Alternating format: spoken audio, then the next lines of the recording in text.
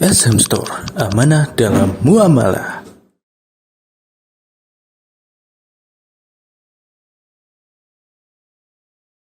Assalamualaikum warahmatullahi wabarakatuh. Waalaikumsalam. Alhamdulillah, salatu wassalamu ala rasulillah wa ba'd. Nah, kita kembali mempelajari kitab Tauhid al-Muyassar. Untuk kali ini ada salah satu ustaz kita yang membantu kita untuk membaca. Ada Ustaz Ustaz Dedi ya? Siapa? Mau Dedi. Nah, silakan. Silakan dibaca. Iya. Yang lain ikut ya, menyimak. Yang lain ikut menyimak. Ya biar paling tidak kalau tidak ngerti, paling tidak aku kok mulai ngerti. Silakan.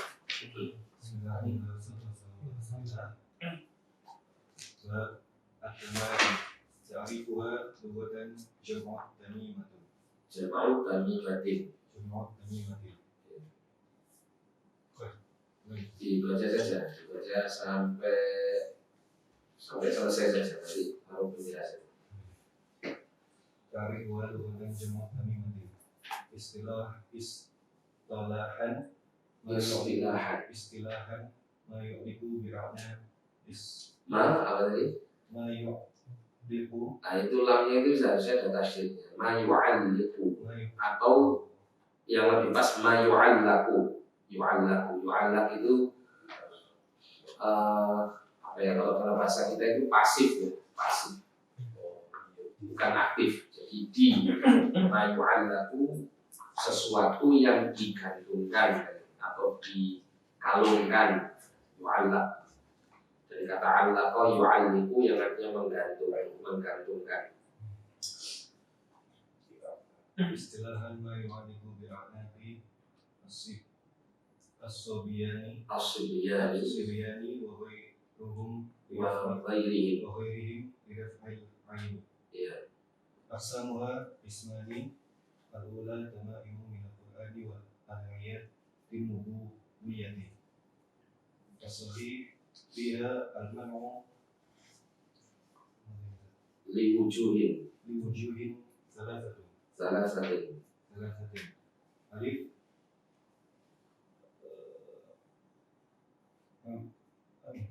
Umumun nahi an tamaimu wa la yujadu. kalau ada an ini di kasroh anit tamaim atau at-tamaimu tadi ya. At-tamaimu berarti anit tamaima. Tidak bisa di kasroh anit tamaima. Iya. Umumun nahi an tamaimu wa la yujadu maksusun mukhassisun lil umumi. Aba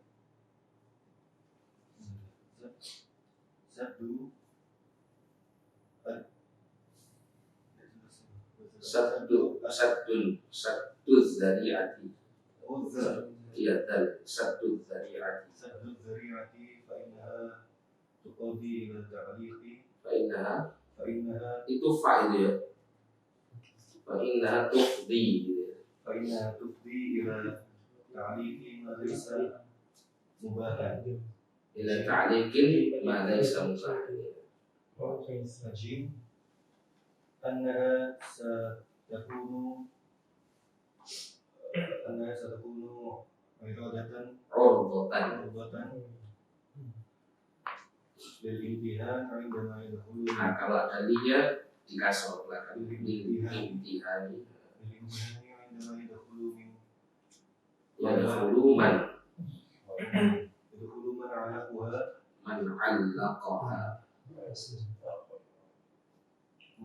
Yadkhulu man alaqaha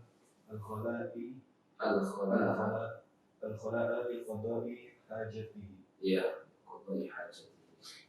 Atsani tamamun min ghairi al-Qur'ani wal ad'iyati an-nubuwah. Pertama ini mafa'ilu ya. Berarti Tama ibu ya. Pertama والثاني تمائم من غير القرآن والأدعية النبوية التي تكون من أسماء الجن والشيطان ويكون فيها والشياطين ويكون فيها طلاسم ya غير kalau sibuk bayu مفهومة mafhumatin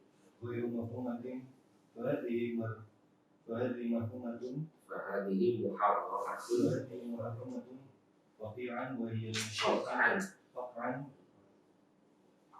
وهي من الشرك لأن فيها تعلق بغير الله qat'an wa hiya min asyirki li anna fiha ta'alluqan bi ghairillah ta'alluqan الخلاصة al-khulasatu أن التمائم كلها محرمة azab tamaima ada anak berarti harus dimakan أن التمائم كلها محرمة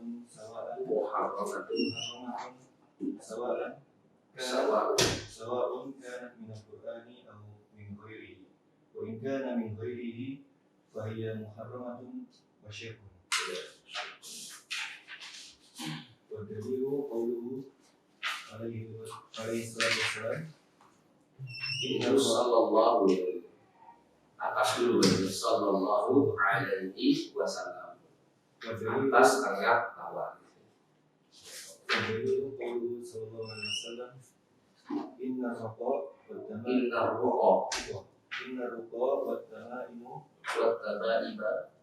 الرقاء والتمائم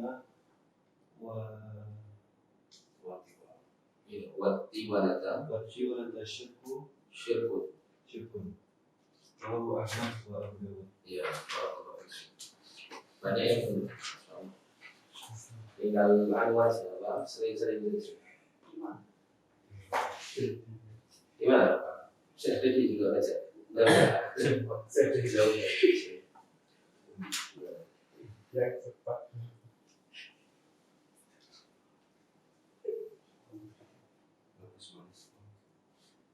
Nah, sekarang kita baca semuanya. At-tamaimu jamak untuk kata tamimatun. Ta'rifuha pengertiannya lughatan secara bahasa adalah jama'u tamimatin. Jamak untuk tamimah. Istilahan secara istilah ma yu'allaku bi'anaqis sibyani, sesuatu yang digantungkan atau dikalungkan sama bi'anaqis sibyani, bi'anaq kepada anak itu jamak untuk kata unukun, artinya leher. Pada leher-leher as-sibyani, anak-anak sibyan. Sama untuk kata sobiyun, artinya anak-anak as-sibyan. Bi'anaqis sibyan, kepada atau pada leher-leher anak-anak kecil maksudnya ya sih. Wa ghairihim, dan selain mereka. Dikatakan selain mereka ini karena kebiasaan orang-orang musyrik jahiliyah dulu itu menggantungkan jimat istilahnya ya. Kalau bahasa kita itu tamimah itu jimat, itu tidak hanya kepada anak-anak kecil, tapi kepada orang dewasa, juga kepada hewan-hewan. Yang pernah di masa Rasulullah itu ada seorang lelaki yang menggunakan tamimah yang dikalungkan di gelangan tangan. Ketika ditanya hadiah apa ini, dia mengatakan minal wahina. Ini adalah jimat untuk menghilangkan penyakit yang sering menimpa pada bagian tangan dan kaki. Mungkin kayak semacam stroke atau yang serupa dengan itu. Ya. Maka kemudian Nabi memerintahkan untuk memotongnya, inisial, lepaskan dia, karena tidak menambah kecuali penyakit, kecuali kebinasaan.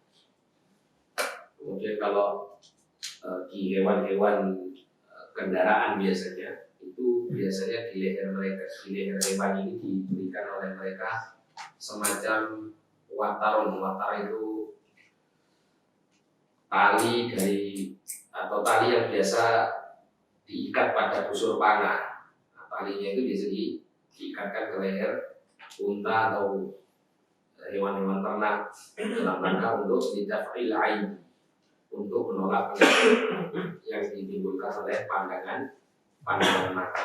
Lidaf'il ain ma yu'allaku bi'alaqis subyani wa ghairihim lidaf'il ain, sesuatu yang digantungkan atau dikalungkan kepada leher anak-anak dan selain mereka untuk menolak penyakit ain. Jadi tamimah ini jimat tapi sifatnya khusus. Ya, khusus untuk apa? Lidaf'il ain atau lidaf'il marad, untuk menghilangkan sakit. Akan tetapi bab at-tamaim ini bisa dibawa kepada jimat-jimat yang lain, benda-benda yang dianggap keramat dan seterusnya, dan hal-hal yang mengantarkan seseorang kepada kesyirikan melalui benda-benda yang diagungkan tersebut, itu bisa dimasukkan dalam bab at-tamaim karena memiliki ilat yang sama, alasan yang sama. Sedangkan hukum itu apa? Yadurru ma'ilatihi, dia akan terus apa? Mengikuti sesuai dengan ilatnya. Nah, di sini timbul pertanyaan. Mengapa orang kalau menggunakan jimat atau tamimah itu dikategorikan sebagai syirik? Dari sisi mana kesyirikan? Ada yang bisa jawab? Ada bentengnya, Mas? Pas kali juga jadi ada. Menggantungkan ke jimat tersebut. Tawakal kepada Allah. Sebenarnya ini nggak salah ya. Jawaban-jawaban ini nggak salah. Tapi ada satu poin yang bisa kita katakan lebih spesifik. Karena begini, kadang ada orang itu yang dia menggunakan obat. Misalnya ya, ada orang minum obat. Ini obat ya, obat. Saya sakit, saya minum obat. Dengan si fulan misalnya sakit, dia bawa jimat. Kita memiliki keyakinan yang sama bahwa obat yang saya minum, jimat yang dia pegang sama-sama menjadi sarana untuk meraih kesembuhan dari sisi Allah Subhanahu wa Ta'ala. Dari antara saya dengan fulan ini, kira-kira hukumnya sama enggak? Beda. Kalau saya minum obat dengan meyakini ini sebagai sarana saya untuk meraih kesembuhan dari Allah, saya termasuk melakukan kesyirikan atau tidak? Tidak. Tapi fulan ketika dia menggunakan jimat, tamimah itu tadi ya, kemudian dia meyakini bahwa tamimah ini hanya sebagai sarana untuk meraih kesembuhan dari sisi Allah, Allah yang menyembuhkan, tapi ini merupakan sebab atau sarana, dia terjerumus ke dalam syirik atau tidak? Nah, sekarang saya mau tanya, apa perbedaan antara obat dengan jimat sehingga menjadikan hukumnya berbeda? Padahal sama-sama dalam kondisi menganggap keduanya sebagai sebab atau sarana. Masih berkeyakinan bahwa Allah lah satu-satunya yang memberi kesembuhan. Apa perbedaan? Jimat tersebut bukan sebab dari segi syar'i. Nah, ini jawabannya. Dia kasih bebek. Cuma beli juga nanti diambil. Jadi itu ya. Nanti ada di sini. Di sini ada nanti setelah ta'maim, tabarruk. Nah ini qawaid mu'tamad fi babil asbab. Ini di halaman 72. Ini ada kaidah-kaidahnya. Cuma di sini kita terangkan sedikit. Jadi yang bisa memberikan kesembuhan atau memberikan pengaruh entah baik atau buruk kepada makhluk tanpa menggunakan sebab itu hanya siapa? Hanya Allah Subhanahu wa Ta'ala. Yang mau kita minum obat atau nggak minum obat, kalau Allah ingin menyembuhkan bisa saja sembuh tanpa harus minum obat. Siapa yang bisa menyembuhkan dengan cara tanpa adanya sebab? Allah Subhanahu wa taala. Dokter nggak bisa. Dokter pun ketika memberikan sebab-sebab itu pun juga tidak menentukan dia menyembuhkan, kan gitu ya. Dia hanya melakukan usaha-usaha atau menempuh sebab-sebab untuk meraih kesembuhan dari sisi Allah. Nah, apalagi kemudian ya dokter itu diyakini malah bisa menyembuhkan tanpa menyentuh atau memberikan terapi pengobatan kepada pasien yang sakit, cuma dilihat dari fotonya saja, wah ini ngomongnya gini, cara menyembuhkannya tidak cukup ditiup saja, fotonya sembuh. Nah, ini tidak mungkin, kenapa? Karena hanya Allah saja yang bisa memberikan pengaruh baik ya, maslahat atau mafsadat kepada makhluk tanpa atau dengan sebab, ya. Tanpa atau dengan sebab. Tapi ini kita bahas mengenai yang tanpa sebab tadi. Allah saja yang bisa memberikan kebaikan atau kemudaratan kepada makhluk tanpa sebab. Nah, ketika seseorang meyakini bahwa tamimah atau jimat itu bisa memberikan pengaruh, sedangkan jimat itu tidak ditentukan oleh syariat ketentuan syariat maupun ketentuan kauniyahnya Allah Subhanahu wa taala, bahwa jimat itu benar-benar sebagai sebab, berarti orang tersebut telah meyakini bahwa jimat itu memberikan pengaruh tanpa sebab. Paham dari itu? Nah, sehingga seakan-akan jimat itu memiliki kekuatan seperti halnya Allah memiliki kuasa untuk memberi mudarat atau manfaat kepada makhluk. Disitulah letak kesyirikannya. Nah, nanti dari sisi rububiyah ini, syirik rububiyah ini menghasilkan syirik uluhiyah. Nah, syirik uluhiyahnya seperti apa? Seperti yang disampaikan Ustaz Bunda tadi itu. Tawakal kepada selain Allah, atau kurangnya tawakal kepada selain Allah. Terus tadi Syekh Dofri tadi juga menyampaikan apa tadi?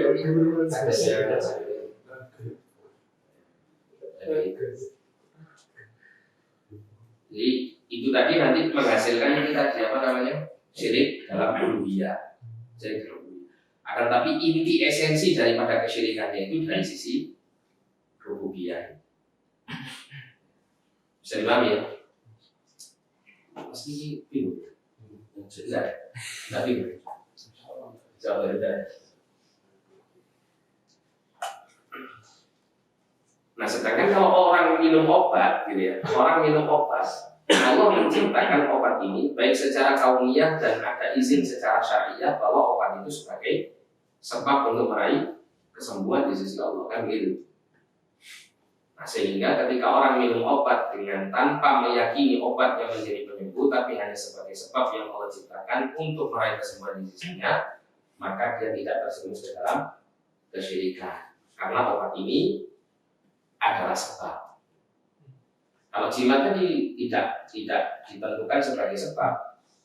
Oleh karena itu, misal kalau antum ditanya, Ustaz, bagaimana hukum kita menggunakan gelang kesehatan gitu ya?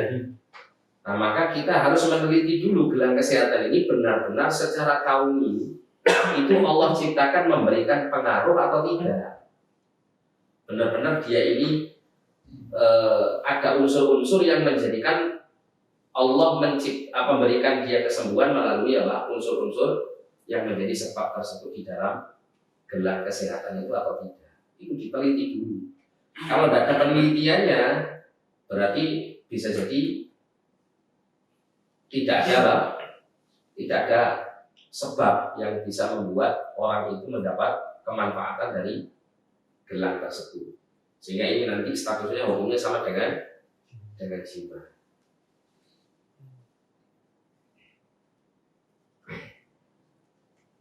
Nah, ketika seseorang itu meyakini sesuatu seperti jimat ini, itu diyakini sebagai sebab untuk meraih kemanfaatan di sisi Allah Subhanahu wa taala, dengan keyakinan bahwa jimat itu sebagai hanya sarana gitu ya, untuk meraih kebaikan di sisi Allah, perlindungan atau kesehatan dan semacamnya, maka ini masuknya ke dalam syirik kecil atau syirik besar? Syirik kecil. Kenapa kok dikategorikan syirik kecil? Karena di situ dia masih meyakini bahwa satu-satunya yang memberikan manfaat atau mudarat hanyalah Allah, akan tetapi dia telah menyandarkan satu sebab kepada jimat yang ternyata jimat bukan sebagai sebab baik secara syar'i maupun kauni untuk mendapatkan pertolongan dari Allah SWT. Namun kemudian ketika orang memiliki keyakinan seperti ini, keyakinan syirik kecil ini tadi, itu bisa mengarah kepada syirik besar. Kapan seseorang itu terjerumus dalam syirik besar?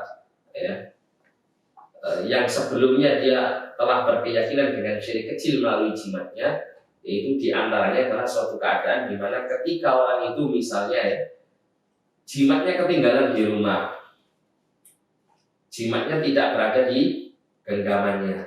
Pada saat itu mulai muncullah apa?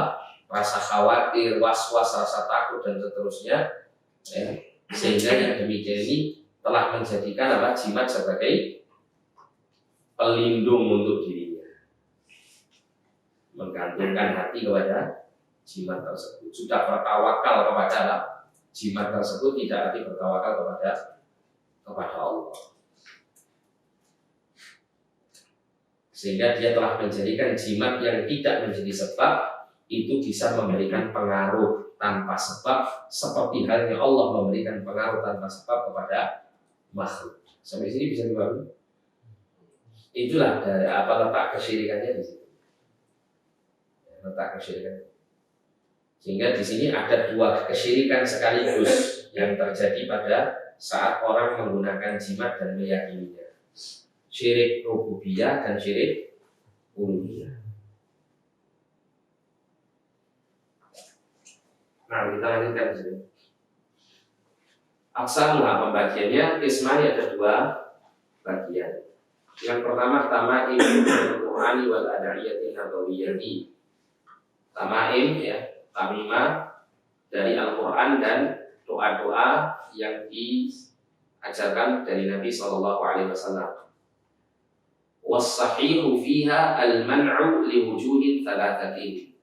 Yang sahih, yang benar di dalamnya, yaitu di dalam menggantungkan tamimah yang semacam ini, itu adalah terlarang liwujuhin talatatin, karena adanya apa? Tiga sisi atau tiga segi. Adanya tiga hal yang kemudian menjadikan hal ini terlarang. Ada kata-kata wasahi, berarti di sini menunjukkan adanya khilaf para salaf tentang boleh dan tidak bolehnya menggantungkan jimat yang bersumber dari Quran dan doa-doa Rasulullah SAW.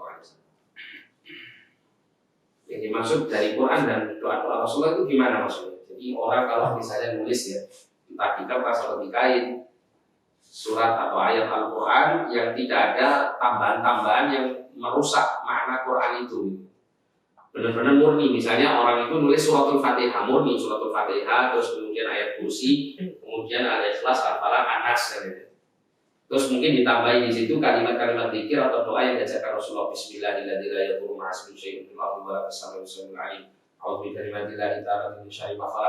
Dan terus dari zikir-zikir atau doa yang diajarkan Rasulullah. Nah, kemudian dia lipat, kemudian dia buat seperti jimat, entah dia kalungkan atau dia dia masukkan saku atau dia bawa kemana-mana pokoknya gitu. Nah, yang seperti ini para ulama terutama dari kalangan para salaf, para sahabat itu berselisih pendapat tentang kebolehan dan tidak boleh. Di antara mereka ada yang mengatakan boleh, di antara mereka ada juga yang tidak mengatakan boleh, alias tidak boleh. Nah, dikatakan Syekh di sini was-sahih, yang benar adalah terlarang, tidak boleh. Ini adalah pendapat yang rajih. Dari sisi mana ketidakbolehannya? Dari sisi tiga hal ini yang disebutkan. Siapa yang tidak membolehkannya? Yaitu Ibnu Mas'ud wa ashabu. Di antaranya dari kalangan para sahabat itu Abdullah bin Mas'ud yang melarang. Abdullah bin Mas'ud dan pengikut-pengikutnya dari kalangan sahabat yang lain maupun tabi'in yang lain, ya, yang mengikuti pemahaman Abdullah bin Mas'ud. Ini diterangkan di kitab Tauhid. Bisa lihat di kitab Tauhid itu ada keterangan tentang hal ini. Bahkan ada seorang tabi'in bernama Ibrahim An-Nakhai itu mengatakan, kanu yaqra'una at-tama'ima kullaha minal Qur'ani wa ghairil Qur'an. Mereka membenci tamimah semuanya baik dari Al-Qur'an dan selain dari Al-Qur'an. Nah, kanu mereka di sini siapa? Mereka di sini maksudnya adalah ai ashaba Abdullah bin Mas'udin wa hum min sadatit tabi'in. Mereka adalah dari sahabat-sahabat Abdullah bin Mas'ud, maksudnya murid-murid Abdullah bin Mas'ud, dan mereka murid-murid Abdullah bin Mas'ud adalah termasuk dari pemimpin-pemimpin para tabi'in. Ini yang menyatakan haramnya menggunakan tamimah baik dari Quran maupun selain Quran.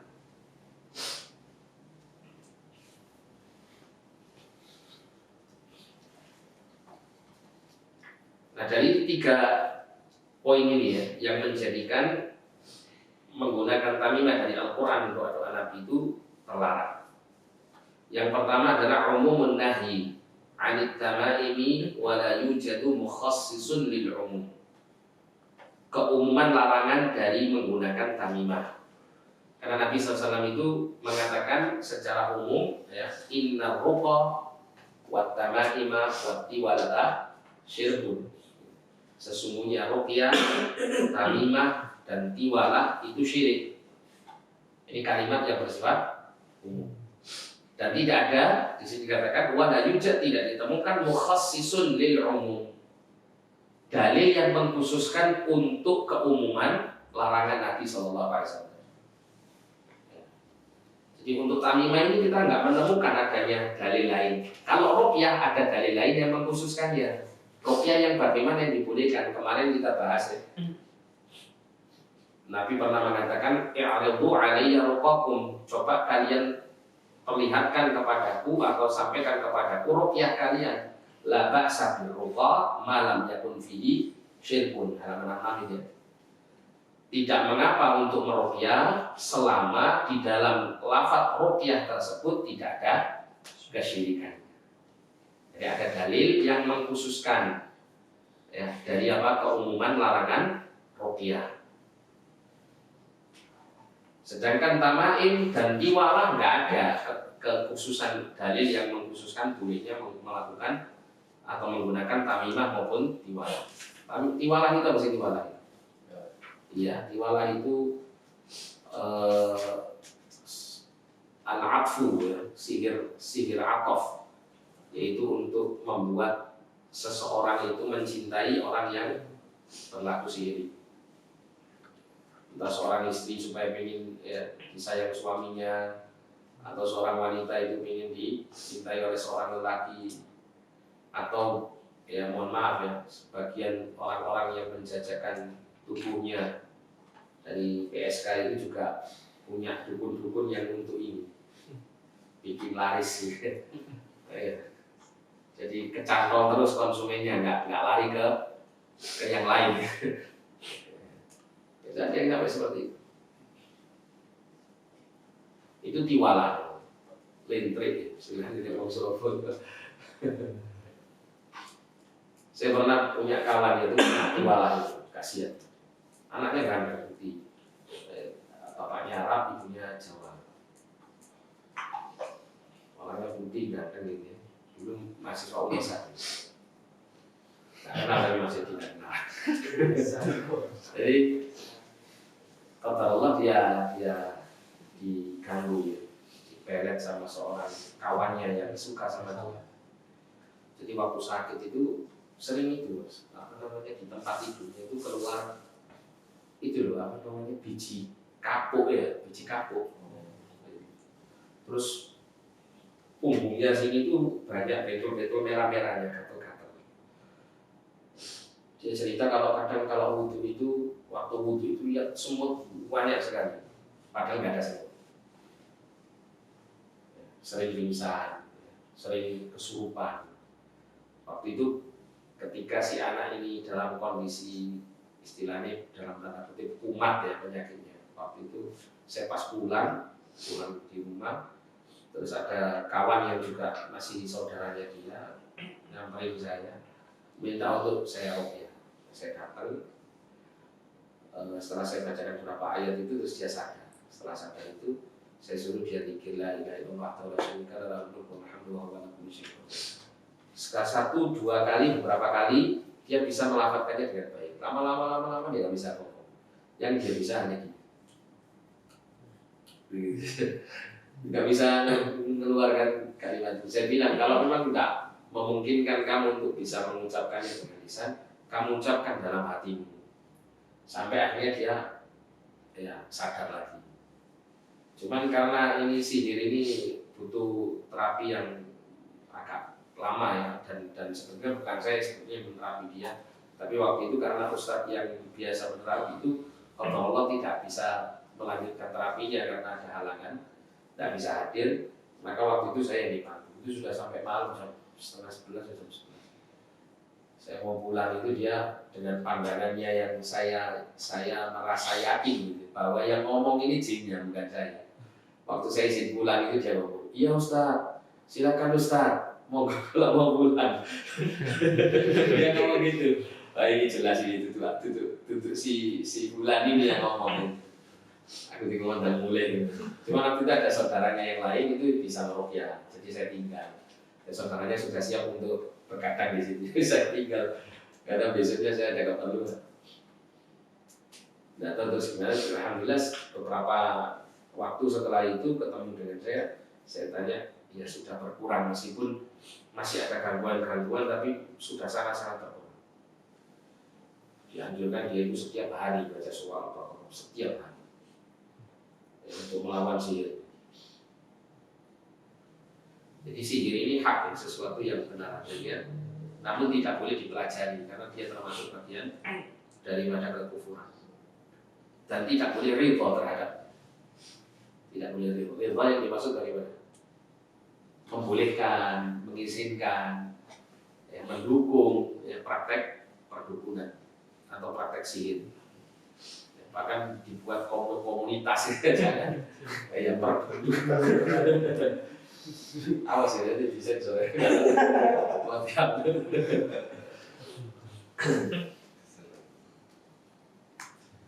Nah, kita kembali di sini. Jadi tidak ada dalil yang mengkhususkan keumuman larangannya gitu. Maka tetap di atas keumumannya. Jadi tetap dilarang. Itu alasan pertama. Alasan yang kedua, satu dzari'ah, menutup ya, pintu menuju kesyirikan. Satu dzari'ah itu menutup sesuatu yang wasilah yang menuju kepada perbuatan dosa. Fa innaha tufdi ila ta'liqin ma laysa mubahan. Karena sesungguhnya perkara ini akan mengarahkan seseorang itu kepada menggantungkan sesuatu yang tidak dibolehkan. Awalnya sih menggantungkan apa? Quran, tulisan doa-doa Nabi. Tapi lama-lama Pak ditambah-tambahi, ya. Dikasih kode-kode yang mengarah kepada kesyirikan atau merusak ayat Al-Quran. Saya pernah lihat itu ada jimat, itu tertulis ayat kursi, tapi ada keanehan di ayat kursi yang ditulis itu. Jadi dia menambahkan huruf lam la ya, yang dibaca la itu lebih daripada satu, ada 3 atau 4 atau 5, sehingga nanti terbacanya begini: Allahu la ilaha illa wal hayyul qayyum la ta'khudhuhu sinatun wa la nawm wa la nawm gitu. Jadi begitu. Nah ini batil ini. Kenapa? Karena ini termasuk bagian istihza kepada ayat Al-Quran dengan cara tulisan, bukan dengan cara lisan. Tapi bagi orang awam, apakah orang itu paham bahwa ini adalah kebatilan? Enggak. Bisa jadi menurut mereka ini ada rahasia yang kenapa kok huruf la-nya ini disebut 3 kali. Padahal nanti akan merusak makna ayat kursi tersebut. Akan rusak makna. Akan rusak makna. Nah ini satu dari menutup pintu menuju kepada sesuatu yang digantungkan yang tidak diperbolehkan oleh saya. Kemudian annaha satakunu 'urdatan lil imtihan, bahwasanya ya, tamimah dari Quran maupun doa-doa Nabi itu akan menjadikan apa? Seseorang itu bisa menghinakannya.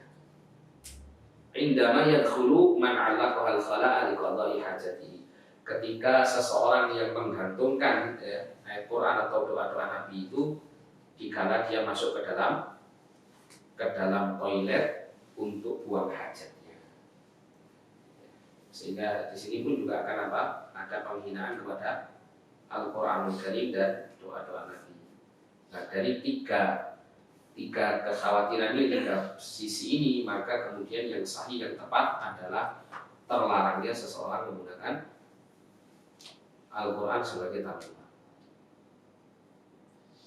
Saya mendapat ada sebagian tokoh agama, bisa dikatakan kiai, ketika mendukung praktek pembuatan jimat-jimat itu dengan tulisan-tulisan Arab yang tidak jelas dipahami, dengan kode-kode huruf-huruf hijaiyah atau bilangan-bilangan Arab. Jadi mereka beranggapan bahwa para salaf itu juga ada yang membolehkan. Padahal yang dibolehkan oleh para salaf hanya murni tulisan Al-Quranul Karim, dan itu pun adalah pendapat yang marjuh, pendapat yang tidak diunggulkan, pendapat yang lemah, dengan alasan-alasan yang dinyatakan oleh orang yang melarangnya atau golongan yang melarangnya dengan alasan yang kuat, sehingga pendapat yang marjuh harus ditinggalkan. Kemudian tama'imu min ghairil Qur'ani wal ad'iyatin nabawiyah. Tamimah dari selain Quran dan doa-doa Nabi. Kallati takunu min asma'il jinni wasyayatin. Seperti yang digunakan dari tulisan nama-nama jin dan setan-setan. Wa yakunu fiha talasimu ghairu mafhumatin. Dan ada padanya itu tolasim. Jimat-jimat yang apa? Tolasim ini jimat. Ghairu mafhumatin, yang tidak dipahami isi tulisannya. Seperti kalau pernah lihat wifik nama salah satu bentuk jimat itu, wifik itu ada di kain atau ditulis di kertas itu seperti kotak persegi itu, kemudian dibuat persegi dengan jumlah 9 kotak di dalam satu persegi yang lebih besar.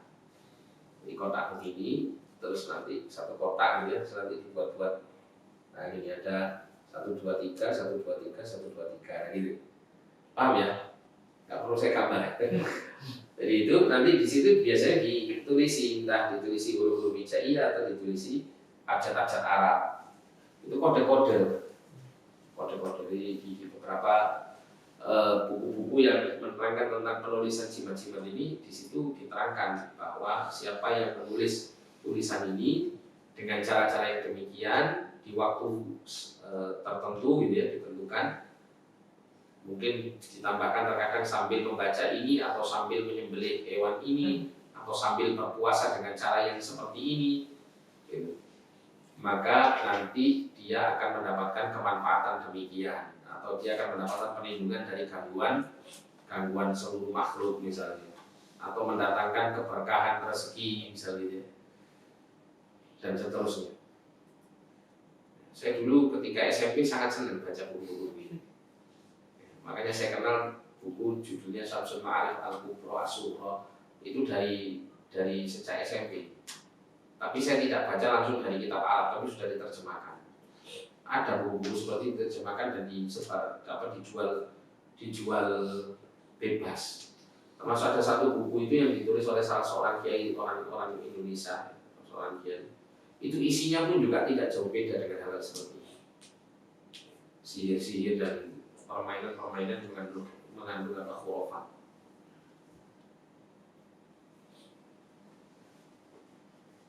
Dan dikatakan di sini fahadhi muharramatun qat'an. Maka yang demikian ini adalah terlarang secara pasti. Wa hiya minasyirki, dan dia termasuk dari kesyirikan, li'anna fiha, karena di dalamnya ta'alluqan bi ghairillah, adanya ketergantungan kepada selain Allah.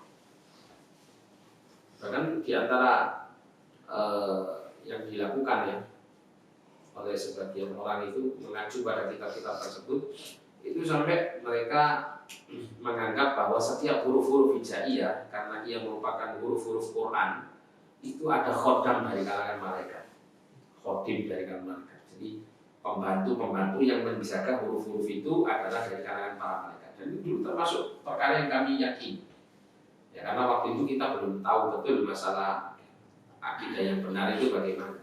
Sedangkan yang tersebar di tengah masyarakat, terutama para pembelajar agama itu, hal-hal yang berbau klinik itu seperti ini. Ya, seperti ini.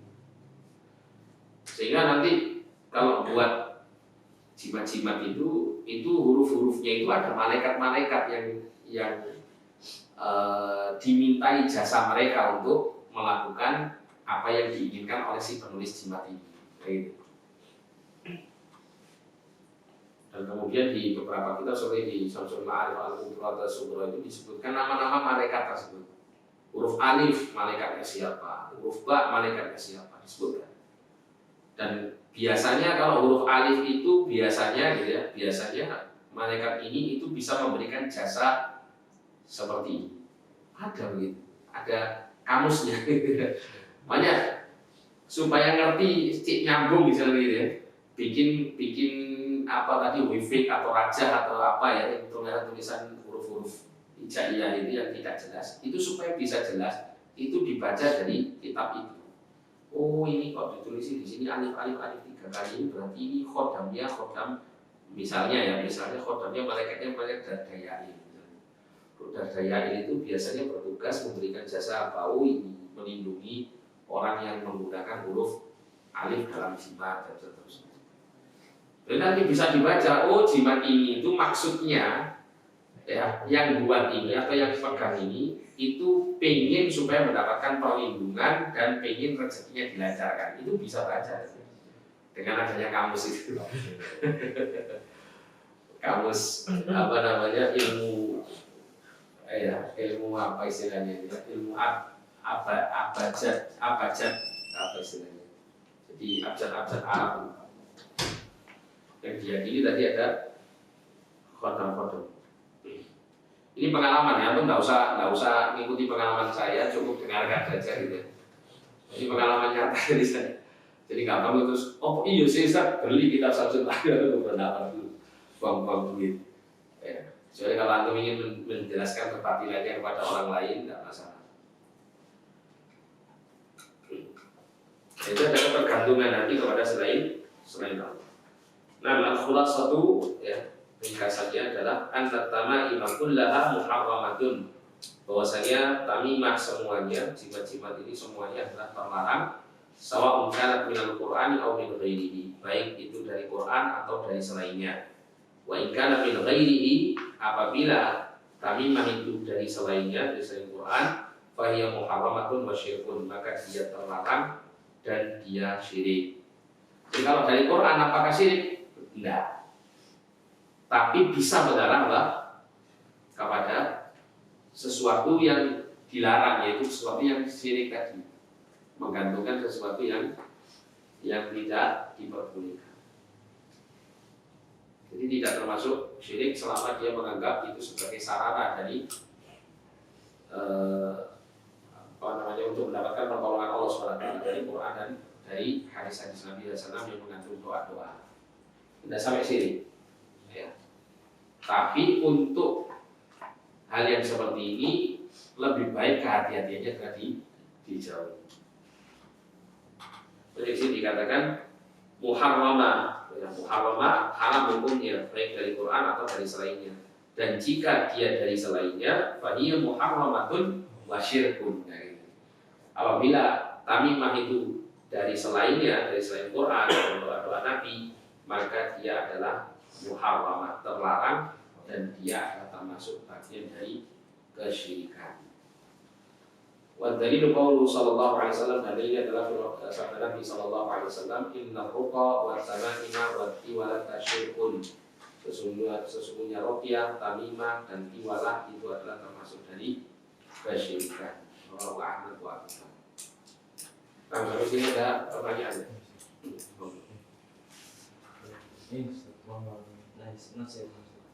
Kemarin ketika potong rambut, ini Nggak tahu Ustaz. Setelah selesai potong rambut itu ternyata di tempat potong rambutnya ada Igora terus Indul Wijaya itu. Ini jimat seperti itu untuk segitiga dan macam. Nah, secara model potong rambutnya itu insya Allah cocok gitu. Namun setelah mengetahui bahwa di tempat tersebut ada itu di Igora, rasanya berita itu gimana sebetulnya?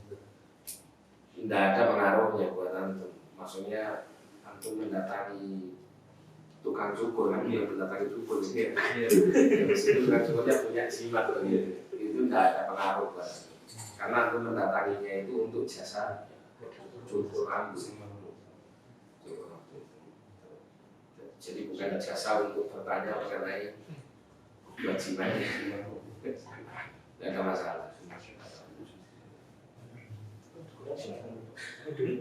Tapi kalau seandainya tuh bisa menyampaikan gitu, untuk menyadarkan orang masuk. Kalau ini menurut saya juga ya, saya juga soal tabi'nya kan bukan yang mengatakan man qata'a tamimatan min insanin kana ka'idhi raqab. Siapa yang memotong tamimah dari seseorang atau dalam arti di sini membebaskan orang ini dari keyakinan kepada jimat yang dia yakini tersebut. Karena ka'idhi raqabatin maka pahalanya seperti membebaskan budak. Kenapa kok bisa begitu? Diterangkan di sini oleh Syekh Shalih Fauzan. Ya. Al-ikhbaru anna man azala 'an insanin ma yu'aliqu 'ala nafsihi li daf'il afati falahu min ats-tsawab mithla tsawabi man 'ataqa raqabatan min ar-rib. Jadi di dalam asar ini mengabarkan bahwasanya siapapun yang bisa menghilangkan dari manusia ketergantungannya kepada jimat tadi ya, apa yang dia gantungkan ya, untuk dirinya berupa jimat untuk menghilangkan mara bahaya tadi, maka dia orang yang bisa menghilangkan keyakinan ini atau jimat-jimat yang diyakini oleh manusia ini, dia akan mendapatkan pahala seperti pahala orang yang membebaskan budak dari perbudakannya. Lianna hadzal insana shara bi ta'liq at-tama'im musta'bidan lisyaitani fa idza qata'aha anhu azala anhu riqqa syaitan. Karena manusia ini yang membuat jimat tadi itu, dia menjadi atau yang menggunakan jimat dia menjadi hamba bagi syaitan. Jadi hamba bagi syaitan. Ya, karena dia tidak menghamba kepada Allah, tidak bergantung hanya kepada Allah, tapi bergantung kepada jimat-jimat. Fa idza qata'aha anhu, apabila seseorang itu bisa memutus jimat darinya atau bisa dikatakan bisa menghilangkan keyakinan kepada jimat tersebut, maka azala anhu riqqa syaitan, maka dia pada hakikatnya telah menghilangkan darinya perbudakan syaitan kepadanya. Ini keterangan Syekh Shalih Fauzan dalam Al-Mulakhas fi Syarhi Kitab Tauhid. Pahalanya besar sekali. Sampai kan berkata Syekh Shalih Fauzan. Saya mencoba kitab kuning, tidak apa-apa sampai pinjam ini. Keren deh kan. Karena banyak hal seperti ini, ya, bahkan masuk ke pesantren-pesantren ilmu seperti ini. Mereka bahkan memberikan penamaan ilmu seperti ini dengan penamaan yang bagus, ilmu hikmah.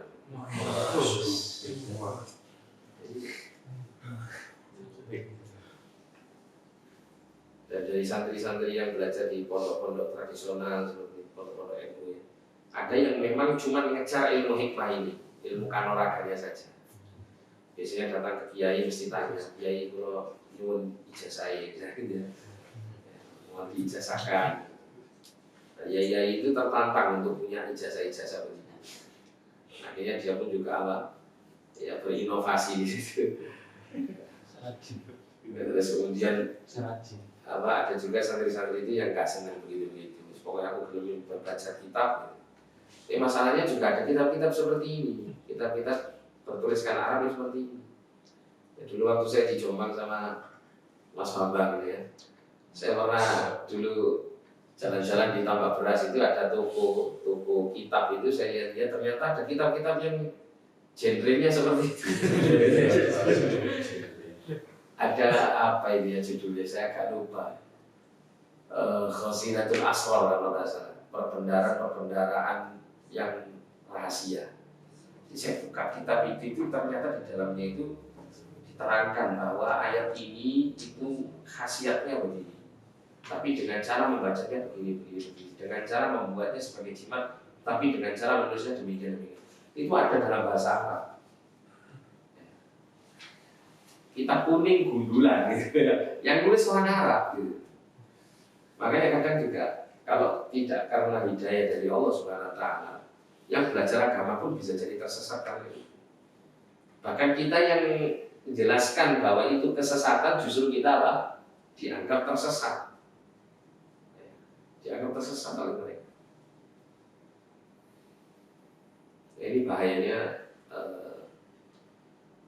kesyirikan ya. Sampai kepada pinternya iblis dan para tentaranya untuk menyusupkan kesyirikan itu sampai pada jajaran orang-orang alim atau orang-orang yang paling tidak berilmu, belajar ilmu agama. Ini menunjukkan bahwa iblis ini piawai betul itu.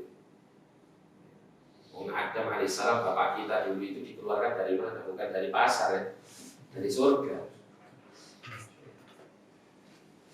Dan berapa abad dia si iblis ini berusaha terus untuk menyesatkan anak keturunan Adam dengan berbagai macam corak dan sifat-sifat yang berbeda-beda, dengan tingkatan-tingkatan kemampuan atau tingkatan kecerdasan atau tingkatan ilmu yang berbeda-beda.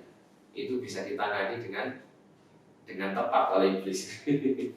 Oh, kalau alim itu cara menyesatkannya caranya pakai begini. Kalau apa namanya santri itu caranya, tolib itu caranya seperti ini. Kalau orang umum caranya seperti ini. Makanya ilaman rahimah rabbuk ya, kecuali orang yang dirahmati oleh Tuhan, ya orang-orang yang dirahmati Allah inilah yang bisa selamat. Illa min ibadikal mukhlasin, kecuali dari hamba-hambamu yang mukhlas di antara mereka. Kata mukhlas itu bentuknya maf'ul. Artinya apa? Artinya dia objek, bukan subjek, bukan fa'il, bukan pelaku. Kata mukhlas berarti orang yang dijadikan ikhlas oleh Allah Subhanahu wa taala. Makanya sehingga kunci kita itu untuk sukses dalam menghadapi semua cobaan untuk menegakkan ubudiyah kepada Allah adalah terletak dalam suratul Fatihah. Iyyaka na'budu wa iyyaka nasta'in. Jalannya itu. Kita minta pertolongan kepada Allah. Oleh karena itu sampai satu surat khusus Allah turunkan, atau dua surat khusus Allah turunkan. Qul a'udzu birabbil falaq dan qul a'udzu birabbin nas. Berlindung kepada Allah dari gangguan dan godaan-godaan segala makhluk yang menyesatkan dan memukul. Nah, ada pertanyaan? Siapa Mas bangun ya? Iya, bangun. Biasanya tanya.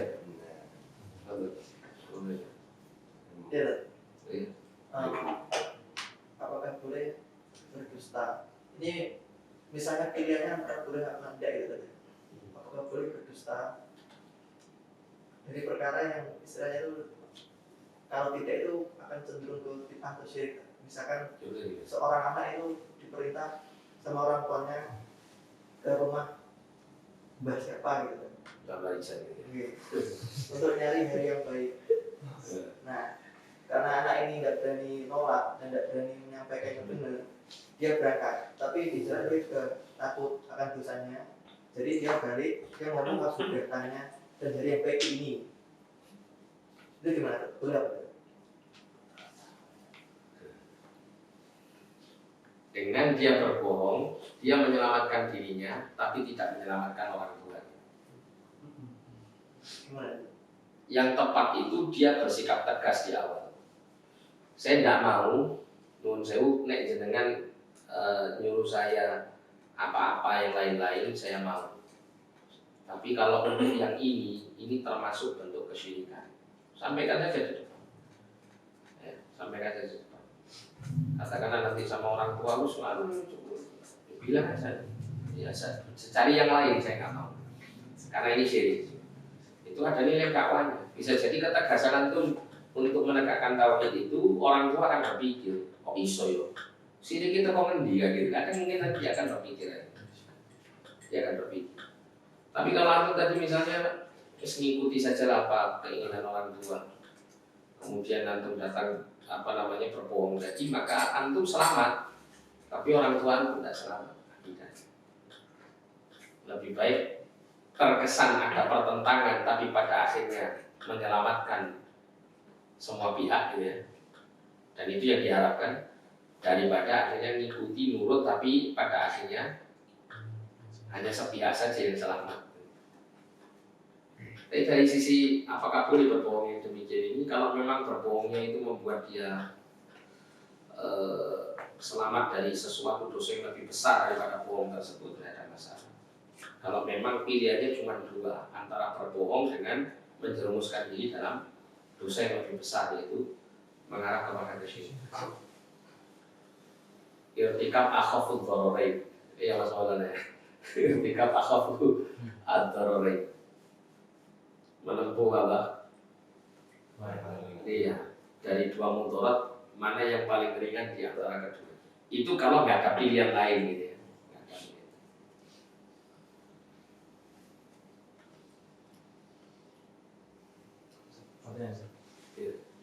Misalnya kalau syirik kan berkaitan dengan objek. Nah, kalau misal gini sih, kayak misalnya tadi ya, sama banget. Jadi kita itu mungkin sama orang tua itu atau orang lain disuruh menggunakan barang tertentu. Disuruh menggunakan barang tertentu. Barang apa ini maksudnya? Barang umum. Contoh misalnya, misalnya kayak nikahan misalnya dipakai yang itu yang gelangnya apa namanya? Pakai yang kalau melatih. Nah itu kan kita kan nggak menutup kemungkinan dari pihak mereka yang berikan tuh ada dosa tertentu. Tapi kita kan nggak ada. Nah itu gimana sih? Ya kalau menggunakan kalung-kalung tadi itu kita nggak punya keyakinan apapun, ya tidak ada masalah buat kita. Tidak ada masalah buat kita. Apalagi kalau itu hanya sekedar uruf kebiasaan saja, ya, kebiasaan masyarakat, maka ini nggak terlarang, hanya tradisi semata. Tetapi yang membahayakan itu orang yang mempunyai keyakinan tertentu itu. Kalau seandainya itu bisa menolak dalam rangka untuk meluruskan keyakinan orang yang memberikan itu, gitu ya, itu akan bisa menyadarkan dia, itu lebih baik. Itu lebih baik. Kalau memang mampu untuk melakukan itu. Tapi kalau tidak, ya sudah. Paling tidak antum tidak terpengaruh dengan tradisi tersebut.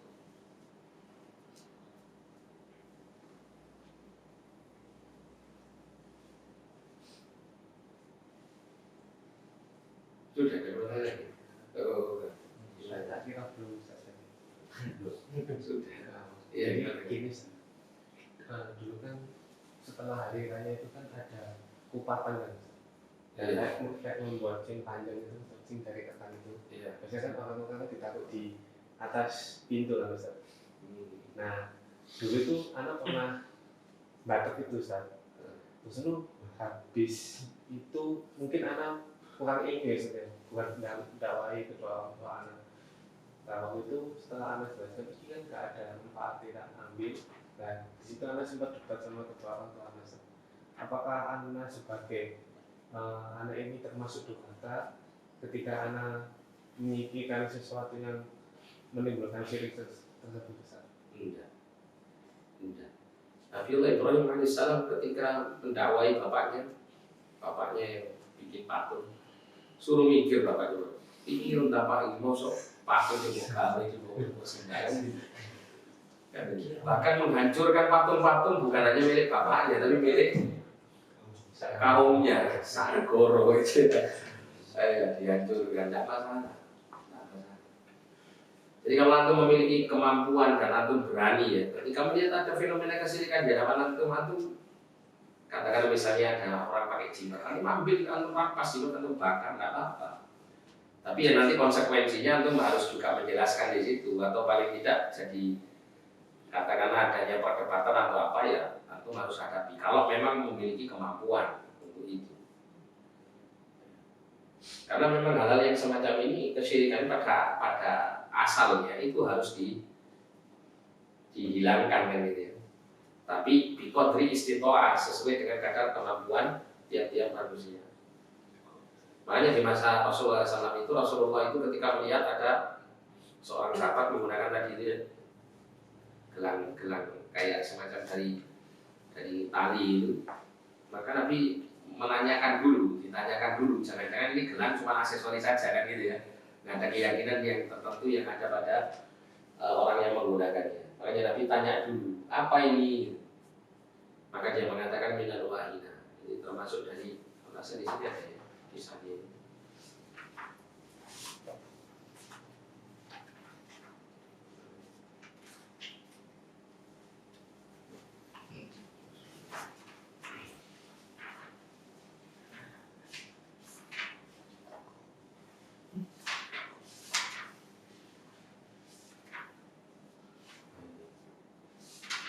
Ini antum baca lagi kitab apa namanya, kitab tauhid ya di bab ini. Di sini ada kisah dari Umran bin Husain. Bahwasanya Rasulullah SAW itu melihat seorang lelaki yang di tangannya ada halqah min sufrin, gelang dari sufrin itu kuningan, gelang dari kuningan bukan dari saya lupa, dari kuningan. Kemudian Nabi mengatakan mahadi, apa ini? Qala minal wahina, ini adalah penangkal dari penyakit yang biasa menimpa tangan seseorang. Faqala, kata Nabi, inzi'aha, lepaskan dia. Fa innaha la taziduka illa wahna, karena sesungguhnya hal itu tidak menambahkan untukmu kecuali kelemahan. Fa inna kalau mitta wa hiya 'alaika ma aflahta abadan. Sesungguhnya ya, kalau seandainya kau mati sedangkan ya, gelangmu itu masih ada pada dirimu, maka engkau selama-lamanya tidak akan beruntung. Karena syirik ya, karena syirik. Jadi tidak ada masalah ya, kalau memang memiliki kemampuan untuk menghilangkan kemungkaran ini. Karena kemungkaran yang ada di hadapannya ini kemungkaran yang besar sekali, yaitu syirik.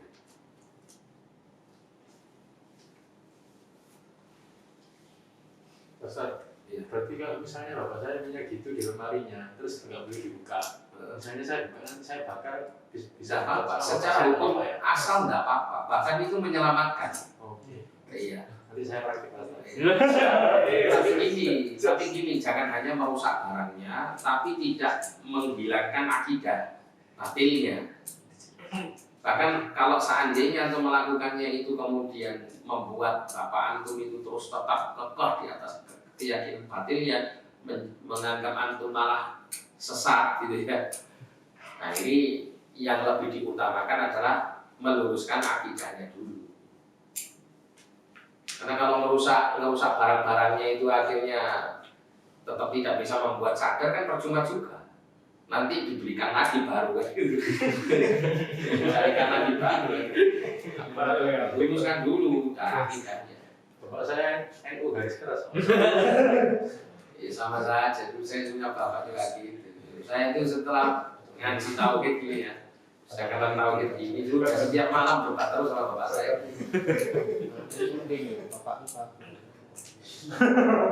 Saya dulu itu sering dia jajak yang aneh-aneh begitu, torikot apalah gitu. Pernah saya, tapi waktu itu usia saya belum 17 tahun, alhamdulillah, sehingga saya nggak dibaiat karena waktu itu di salah satu aliran yang diikuti bapak saya itu harus minimal usia 17 tahun baru diambil baiatnya. Bukan itu ya, bukan baiat khalifah atau khilaf, bukan. Ini kayak torikot gitu, kayak aliran kebatinan. Namanya alirannya itu nggak ngerti saya, tapi dulu sering mereka, orang-orang yang ikut itu menyebut mereka itu aliran kesucian. Tapi tidak tahu alirannya sebenarnya namanya apa.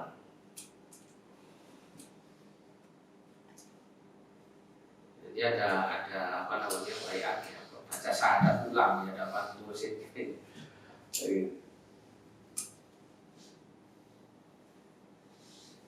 Ya itu dulu dikasih pengantar dulu, jangan tiba-tiba langsung. Dulu susah Ustaz. Dulu di masa para sahabat ada sebagian sahabat itu yang membuat sadar seorang yang lain ya, orang yang lain, pamannya atau siapa itu, yang kemudian berhalanya diambil, dibuang di tempat yang kotor itu. Tahu ya kisahnya? Saya agak lupa ingat kisah ini. Ada dua sahabat itu, seorang yang setiap malam itu dia mengambil patungnya entah bapaknya atau entah pamannya gitu. Setiap kali si pamannya atau bapaknya itu mendapati patung itu, kecuali mesti di tempat yang kotor, berlumpur, tempat yang kotor. Sampai pada akhirnya bapaknya mikir di situ. Kalau memang ini Tuhan saya, kenapa kok ketika dilempar orang, dibuang di tempat yang kotor itu kok nggak bisa membela diri? Akhirnya dia sadar. Nah, kalau memang antum meyakini dengan cara seperti itu menghancurkan, merusak benda-benda pusakanya bapak saya tadi, bisa menyadarkannya, bagus itu. Berarti debat ya. Ya kalau debat dalam arti nanti pada akhirnya akan mengantarkan kepada hidayah, ya nggak masalah. Iya. Kalau misalnya kita di posisi yang pertama tidak punya kemampuan untuk menyampaikan kepada orang tua atau keluarga, terus kedua juga kita ketika mengambil, kita tahu bahwasanya akan ada mudarat yang besar, nah kita hanya sampai mendakwai dengan berdoa untuk keluarga kita agar baik, gimana Ustaz? Apakah kita termasuk orang yang mendiamkan kemungkaran? Tidak, wadzalika adhaful iman. Katakan yang demikian itu termasuk dari selemah-lemahnya iman. Artinya orang itu kalau punya iman yang benar, ketika melihat kemungkaran itu mesti akan menolaknya, mengingkarinya dalam hatinya. Tapi dia tidak sanggup untuk berbuat mengingkari dengan kekuasaannya atau dengan lisannya. Jadi disebutkan dia adalah selemah-lemahnya iman, maksudnya ada iman berarti dalam hatinya, karena masih ada kecemburuan kepada kemungkaran tersebut.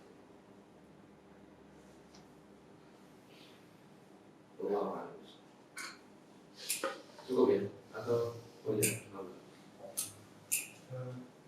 apakah ada cara khusus untuk menghancurkan itu? Apakah ada cara khusus untuk cara khusus? Iya, menghancurkan tamak ini? Tidak ada cara khusus. Tidak ada cara khusus. Cuma kalau dilihat di situ ada ayat Al-Quran, kan lebih baik dibakar. Kalau ayat Quran dibakar itu kan agar benar-benar musnah. Artinya kalau misal hanya sekedar dibuang, khawatir ada orang yang memungutnya, atau pemiliknya menanyakan mana masih ada, saya buang di sana kan itu masih ada. Tapi kalau sudah dibakar sudah musnah. Saya dibaca surat Al-Fatihah? Tidak ada keterangan malah untuk membacakan ayat kursi atau apa, tidak ada. Cukup dibakar saja.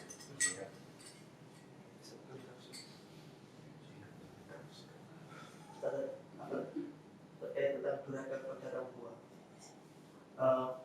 kan kalau nggak salah untuk menyampaikan nasihat kan kalau bisa empat mata saja. Nah, misalkan anak itu baru belajar ngaji, tapi alhamdulillah dimudahkan untuk paham.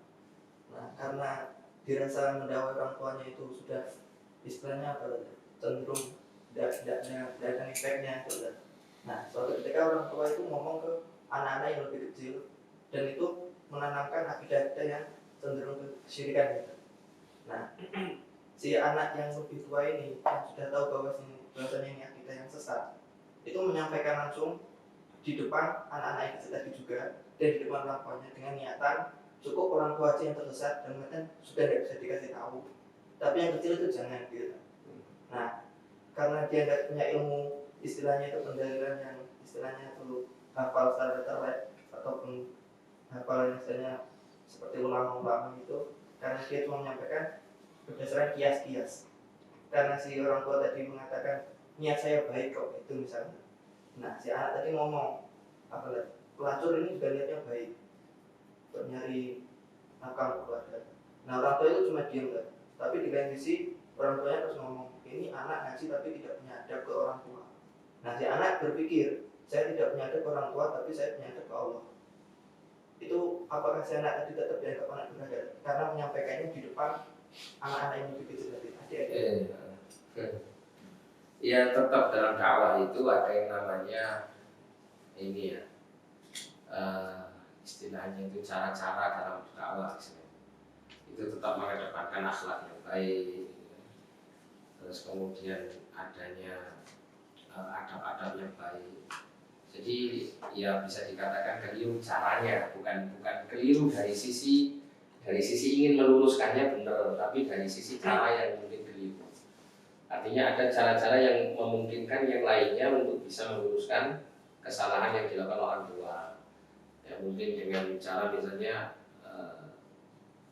diskusi dengan kondisi yang kondusif gitu ya.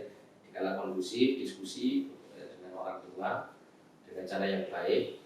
Dan kalau misalnya di debat sampai pada akhirnya orang tua itu sudah mulai naik pitam misalnya gitu ya, sudah mulai marah, ya sudah berhentikan, tidak usah diteruskan. Seperti Nabiullah Ibrahim ketika bapaknya marah ya sudah kan berhenti, tidak diterus-teruskan kan gitu. Jadi sudah diam berhenti, tapi paling tidak hujah sudah tersampaikan gitu kan, dan bisa dipahami oleh orang tua. Dan sisanya kita hanya berdoa mohon kepada Allah supaya diberi.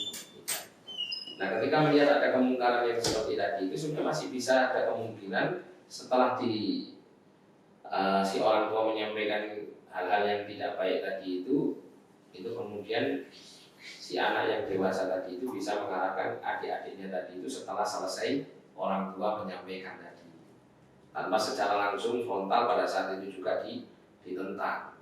Karena ini pun juga efeknya juga tidak baik. Di satu sisi efeknya tidak baik itu si anak yang dewasa dianggap tidak beradab. Yang kedua, gitu ya, yang kedua adik-adiknya nanti itu dikhawatirkan kalau ada atau ketidakcocokan dengan orang tua, caranya koyok masih berarti, sehingga nanti juga memberikan efek yang tidak baik kepada adik-adiknya.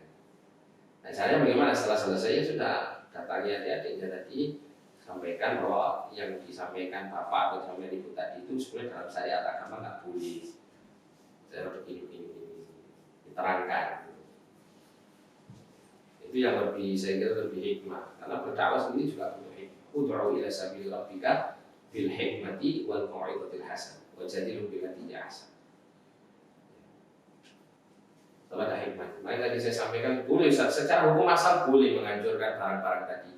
Tapi kalau terus dengan menganjurkan barang-barang itu bapak antum tadi semakin gagah dan semakin kuat di atas kesesatannya gitu ya, maka caranya jangan cari cara yang baik.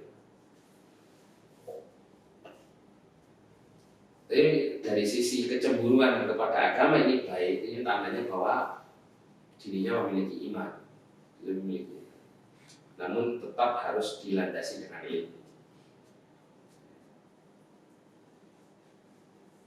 Lanjut ya. Jazakumullah khairan wa rahmatullahi wa barakatuh. Doa kafaratul majlis subhanallah wa bihamdika asyhadu an la ilaha illa anta astaghfiruka wa atubu ilaik. Sallallahu alaihi Muhammadin wa ala alihi wasallam. Wa akhiru da'wana alhamdulillahi rabbil alamin. Assalamualaikum warahmatullahi wabarakatuh.